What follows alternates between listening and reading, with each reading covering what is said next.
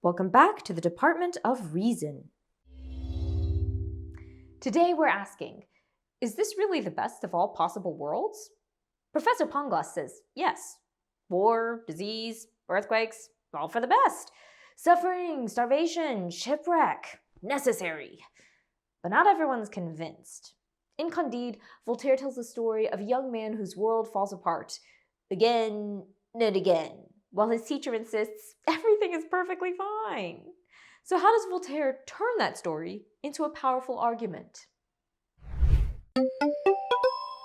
Today's mission: analyze Voltaire's use of satire and narrative techniques to construct an argument in Candide.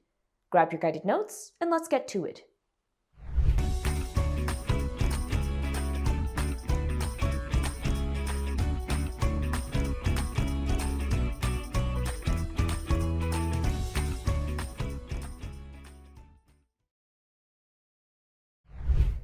Before we unpack Voltaire's satirical storytelling, we need to understand what makes an argument. But wait, maybe you're wondering, how is Voltaire making an argument when Candide is a narrative? Well, not all arguments are made through structured essays and persuasive speeches, where a claim is clearly stated and supported with evidence and reasoning. There are endless ways to get your point across, but most arguments have 4 crucial elements. In order to make an argument, the writer needs to establish the purpose by introducing the main idea or problem. Does the author state it directly? Or is it revealed through satire, a story, or a description of a situation? From here, a writer needs to develop ideas to add layers to their argument, usually through evidence and examples. Consider, do they build logically stacking examples and evidence? Perhaps they pile on exaggerations, jump between points, or create a scattered or overwhelming effect. Addressing other perspectives can strengthen an argument, so we'll need to look for how the author addresses counterarguments.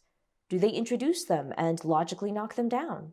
Or maybe they take a totally different approach, like mocking or dismissing them. They could ignore them completely or pretend to support them while secretly critiquing them too. And finally, a writer needs to conclude their argument.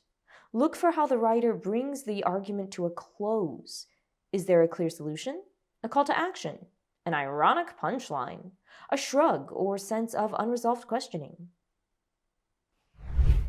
It's important to note that these elements do not need to be addressed in order, with the exception of concluding the argument because, well, it's got to end eventually, right? So keep that in mind as we walk through an argument that Voltaire makes through the first 5 chapters of Candide.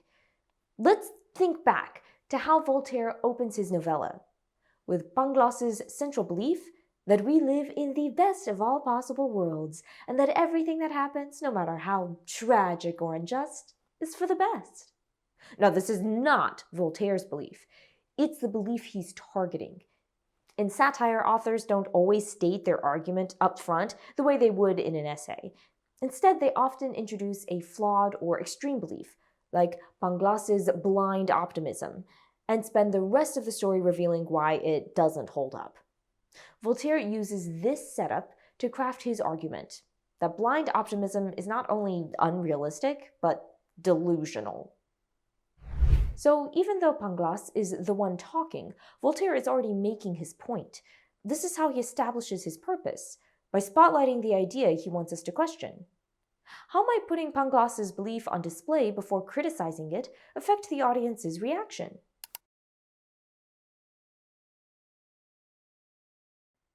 By starting with a belief he wants to challenge, Voltaire gives the audience a chance to see it in action, and watch it fall apart on its own. This strategy can make the critique feel more convincing because readers discover the flaws for themselves, rather than being told what to think right away. So where does Voltaire go from here? Well, bad things start to happen to Candide, and they just don't stop. Voltaire shows a world full of brutal reality. Candide is drafted into the Bulgarian army against his will, where he's beaten and tortured before being forced onto the battlefield. It's a lot. And this is just chapter 2. So what element of argument is Voltaire hitting here? Well, he's presented the idea he wants to tear down, and now he's tearing it down. This is how he addresses other perspectives. He makes a deliberate choice to use narrative events to show the gap between Pangloss's perspective and reality, and lets that gap do the arguing. How might showing examples of real suffering shape the audience's reaction to Pangloss's blind optimism?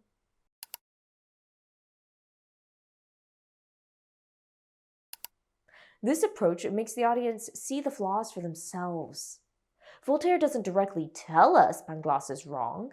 He's showing us a world that makes it impossible to believe he's right. So what happens to Candide next? Well, he gets a tiny break.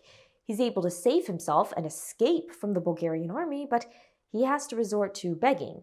And then this happens. Candide says, "It was necessary for me to have been banished from the presence of Miss Cunegonde to have afterwards run the gauntlet, and now it is necessary I should beg my bread until I learn to earn it. All this cannot be otherwise." He's still convinced that Pangloss's philosophy is correct, that all of his suffering simply must be necessary because this is the best possible world. So how is Voltaire advancing his argument here? So far, he's introduced the belief he wants to tear down. He's addressed another perspective by showing this belief doesn't hold up in a world with so much suffering. And now he develops the idea by bringing it back at a much worse moment. Candide is starving, humiliated, and still convinced that all of this must be for the best. Voltaire is developing ideas using irony, because there's a huge gap between what Candide believes and what we, as readers, can clearly see.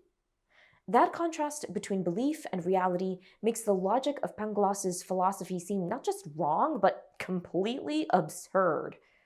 So how does this moment, where Candide insists everything is for the best, despite all his suffering, affect the audience's view of Pangloss's philosophy?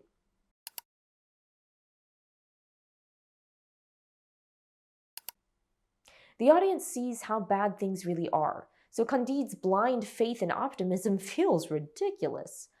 That irony helps Voltaire make his argument more powerful. He doesn't have to say it's wrong, we can feel it's wrong, and we're frustrated that Candide still believes this stuff. So how does Voltaire wrap up this part of his argument? He ends with more disaster. After reuniting with Pangloss and surviving a shipwreck, they finally make it to land, only to be caught in a massive earthquake that kills tens of thousands of people. And what does Pangloss do? He explains, very seriously, that this was all part of a necessary chain of events. This is how Voltaire concludes his argument, with a punchline made of tragedy. The more Pangloss defends his philosophy, the worse things get. Why might Voltaire choose to end this section of the story with another disaster, instead of offering a solution or resolution?